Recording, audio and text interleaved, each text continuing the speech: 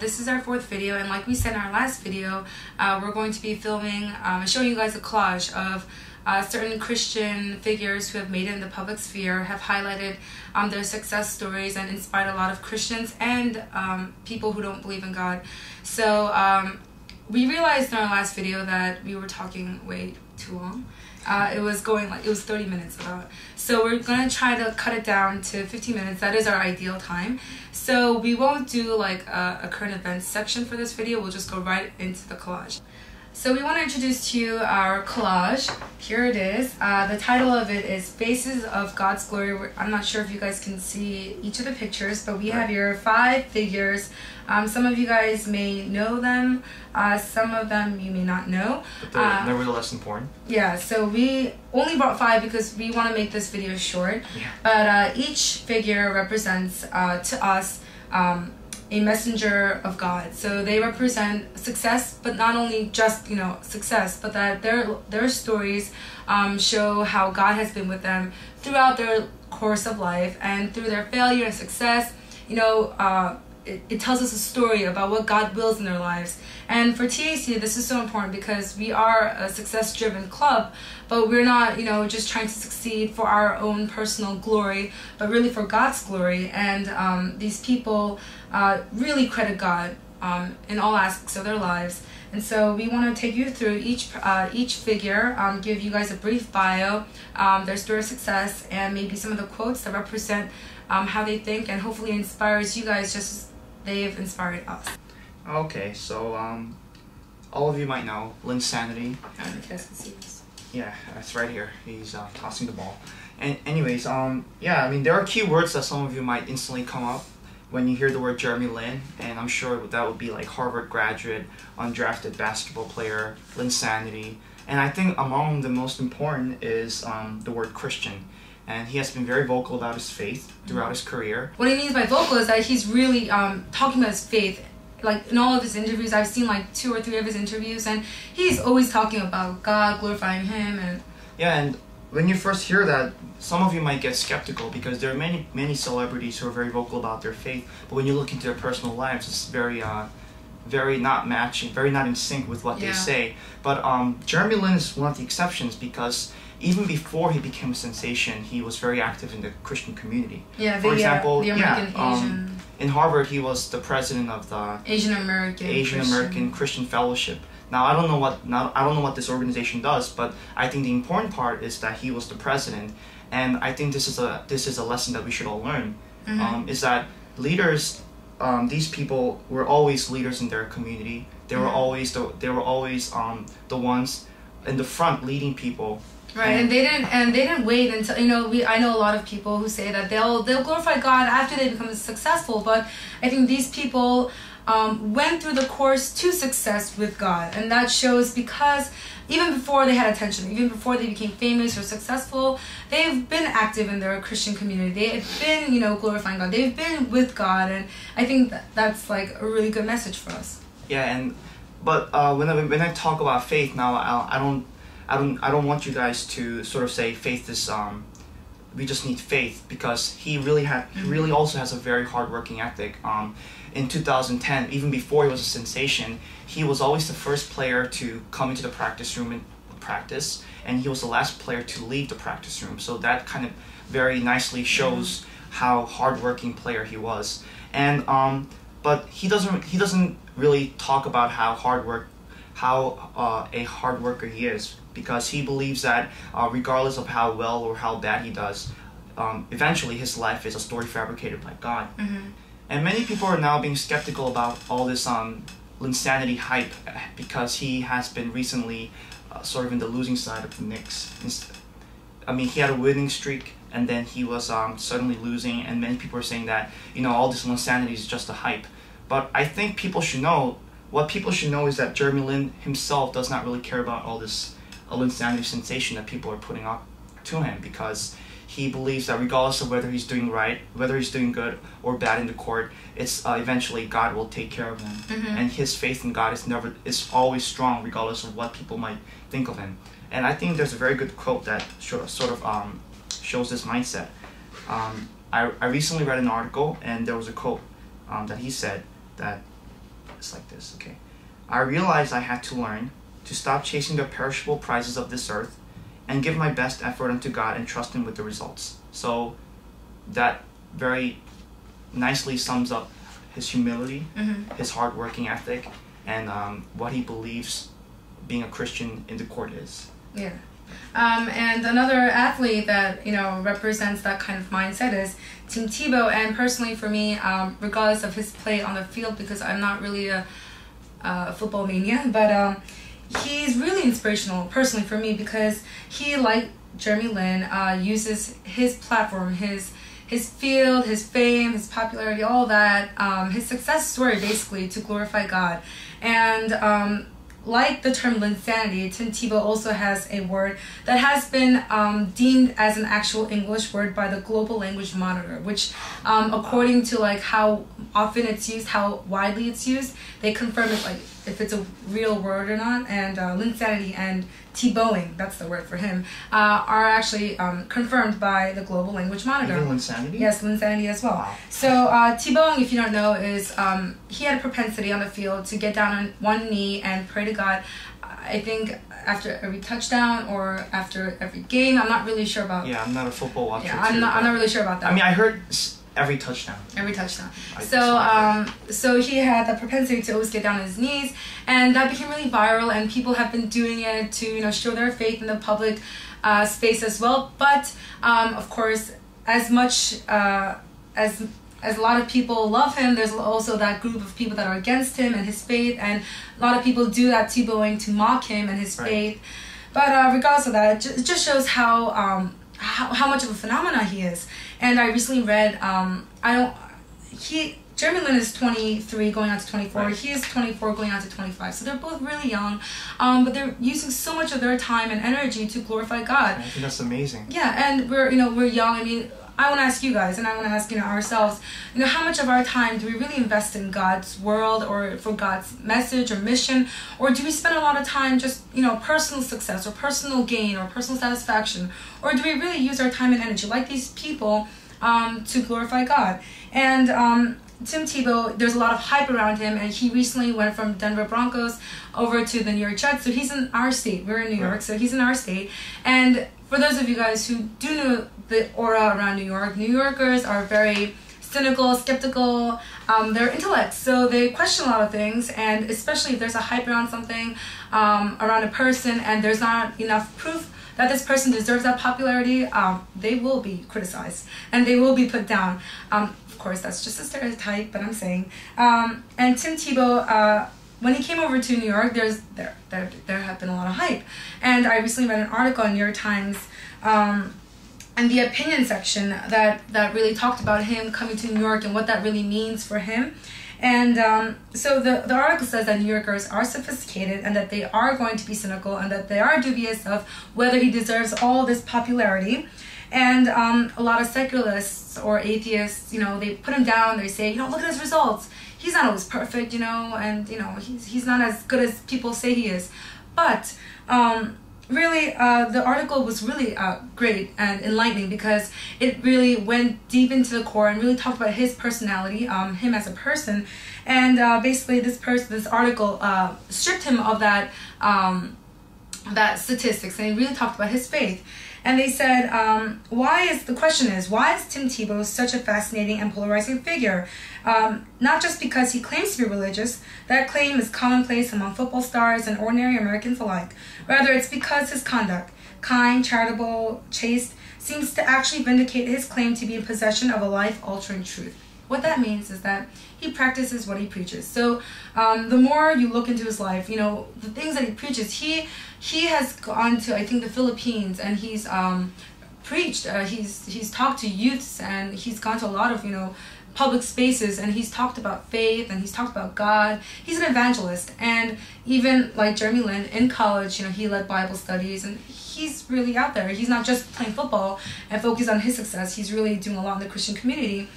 And he really shows that in his conduct, in his life behavior. Yeah. I don't think that's a coincidence between Jeremy Lin and Tim Tebow having so many similarities, right? Yeah, and I think these people are really deserving of their fame. I mean, people like this, who really practice what they preach.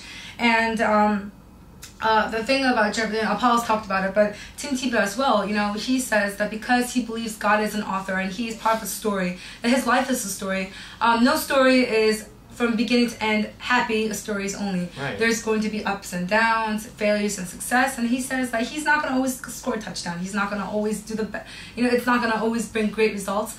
But the important thing is that he believes that there's a will, God's will behind all of this, and that he's ready to overcome each obstacle because he believes God is behind all this. And so I want to share a quote that he says. One of the things that show his good, conduct as a Christian, he talks about drinking, and he says, "The biggest reason I don't consume alcohol is because if I have a glass of wine, I don't want to be responsible for a kid looking up to me and saying, 'Hey, Tebow's doing it, I'm going to do it too.' And then he makes a bad decision." And he said that in the USA Today interview. Wow.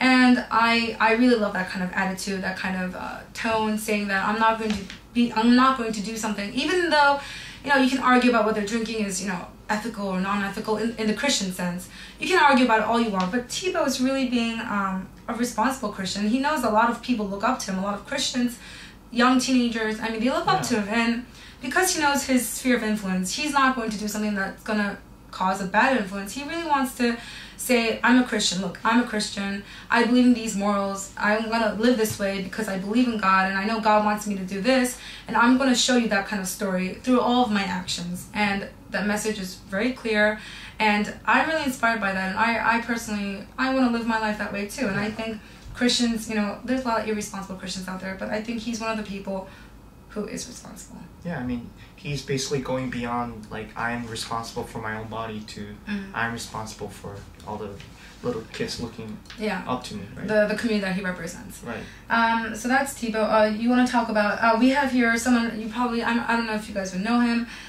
David Hee Don Lee. He's a Korean person. He's not very well known in the mainstream, but nevertheless, he is in a very high position in society. He was the vice chairman of the World Trade Center. He's also in the committee of the Nobel Prize and University of Cambridge, I think. So he's a board member of many different prestigious. Right. So he has a high status, and yet he didn't start off that way. He started very low. A lot of people that may be watching now. We all start so low, and he himself has started low financially. Prestigious, in terms of social status. Right. Yet, through God, he starts his testimonial saying that if God can use a person like me, there is no reason why God cannot use a person like you. And so he humbles himself before God, before the audience, and he says, "Look, I started with this, and I rose up to this status, and I'm nothing. I'm nothing before God. It is only the fact that God wanted to use me and that I was ready to give everything to God, and that is why God used me. But other than that, I am nothing." And so he says that if you're willing to give your life for God, that there would be no reason why God would not use you. And so, for people out there questioning, can I really make it in the world? Can I be a prestigious person? Or that shouldn't be your goal, but if it is, even if you ask that question, people like him show that, yes, you can make it in the world by putting God as your number one. Right. And I think that's why, he's such an inspirational person for us. We have another person called David. He's also Korean. His name is David Kim. Yeah. For those of you in the Asian community will know that there's a million David Kims in America. But even though he has a very plain, average name, not to put down any Davids out there, but even though he has this average name, he's not an average person. Why? Because he himself, he's in his mid-40s. He is the CEO of Bar Fresh, La Salsa. Is that what it's called? And Sweet Factory. So he lives in California. He's a CEO of these great big franchise. He has a book called Ignite, which I will tell you about in a bit. Is he a billionaire? He wrote about how to become a billionaire, so I think he is one himself, or a millionaire. He's just a rich person. He's a businessman. Regardless is amazing. And he has been in a hit TV show called Undercover Boss in this show in CBS. And the reason why I want to bring him to attention is because he himself, again, shows that success isn't just about financial or social status. It's not about that. It's about what you use or how you make that journey with Christ. And he takes his time to meet high school students, talk about the meaningful success in life. The book Ignite, which I didn't bring, but if you Google it or you look it up on Amazon, you'll see it. It's an inspirational book. What he does is he introduces 12 steps or 12 values that are necessary to become a billionaire. And if you read the topics, it's like giving, being humble, caring, the very Christian theme that we commonly think about. Yeah. And he says that, you know, to really make it in the world, the most important thing is to know God, to have God in your life, to have that faith. And he, like all the other people, aren't just focused on me, myself, and I.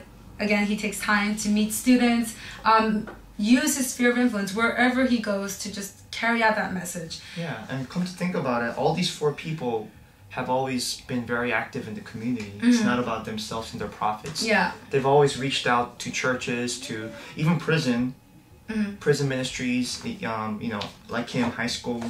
And I think they've been very, they've taken a lot of their time to be very, to give motivating messages to people. And finally, we have here Billy Graham in the center because he is really directly correlated in the ministry field. Right. But I just want to say that, you know, you don't have to be a pastor, you don't have to be a reverend or a clergyman to glorify God. Look at these people who are in different spheres of the world. They're in radically different professions, and yet they're all glorifying God in very different ways. Yeah, so you don't have to be a pastor to give glory to God. You can be a sports person, you can be a businessman, you can be, I don't know what you would call him, but you know, you can be in any social position or in any sphere of the world, and and if God wants to use you, He will. And that being said, Pastor Billy Graham, he is a very well-known evangelist. He's also the chairman of his own organization. And the reason why I brought him is because he has counseled so many presidents in the American history. You know, that goes back to JFK, Ronald Reagan. Yeah, I think it goes back to Truman, actually. Does it? Truman. Up to now. So that's a lot of long list of presidents. Yeah, and I think when I think it was an article in the Time magazine about 3 years ago, and it was an article I think right after his wife had passed away, and it was an interview, and he's like 90 something, so he's, you know, he's getting pretty old. And in that interview, he was talking about, you know, his mission, and that his sole purpose in life is to spread the gospel to as many people as he can, and to really help people take Christ into their lives and receive Jesus into their lives. And the fact that he counsels so many presidents, I think that humbles me in a way, because, you know, you think presidents, I mean nowadays maybe not really, but presidents still, they're in the highest, you know, in a very high position in society. Yeah. And the fact that they still seek counsel, that they still seek spiritual guidance, that they still know that they need help. You know, if you're in a position of power, it's very easy to not seek help. It's very easy to like have that pride. But for, you know, even presidents to seek counsel. Billy Graham, I think he not only, of course, he's a pastor, he's a reverend, he's an evangelist, so of course he has influence in the Christian community. I mean, he's preached in so many countries and in front of so many people, but also in the public sphere, because he's respected by so many, you know, communities out there. Right. He himself received honorary doctorates from several institutions. So, you know, he's not just renowned in one area, but in many areas. And just him being able to counsel presidents, I mean, not a lot of people get to do that. Right. And so he also, like the rest of them, have his own organization, philanthropy work, charity work, trying to reach out to as many people as he can through God's message.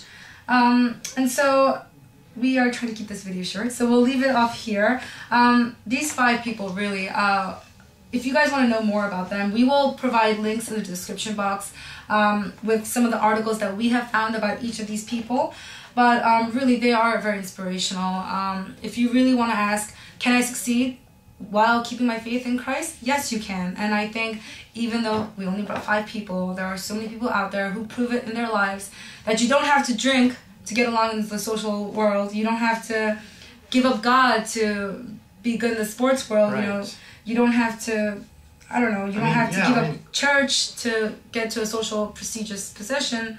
it can all be done with God, and only through God, actually. They're saying that you don't have to give up God. In fact, you need God to make it in the world. Yeah, I mean, like I think they use like 60% of their time for God and 40% of their time for their profession, maybe 50-50. But in those 50%, God has given them extraordinary influence to the world. So I think even if you invest your time in God and maybe invest your time in God as well as your profession, God will certainly help your profession and certainly make you an influential figure in your community and also in Christian community. Depending on God isn't weakness, that is faith.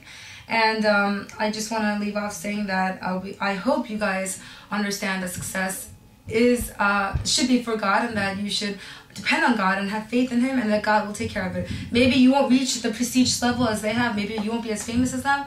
But really, that's not what life is about. And that's not really what the most important thing. Yes. And so I think we will leave it off here. Yeah, I mean, if you guys can add to our list, you can always leave your comments. Yeah, definitely. More influential people. Yeah. That'd be nice. Yeah, that would. And also, I think some of you guys will pose a question. Are you using God as a means for your success? Are you using God for your success? Well, we've been emphasizing about that since video 1, and the answer is of course no. Yes. We're not using Him as a means. We're reaching to Him as an end goal. Yeah. Right? And I think these people actually do prove that. But in order to explain that thoroughly, that will take another video session. So we hope you like this video. Thank you for watching our videos. And if you have any questions or something you'd like us to talk about in our videos, you can always leave it in our blog, our Twitter page, our Facebook page. So or comment down below. Yeah, the address is in the link box, in the description box. And so please subscribe, like, follow, and share, and post questions if you want. So we want to create this lively discussion about Christian topics that you might be interested or you might have questions about, right? Yeah. Yeah, so we'll see you guys in our next video, okay? Bye.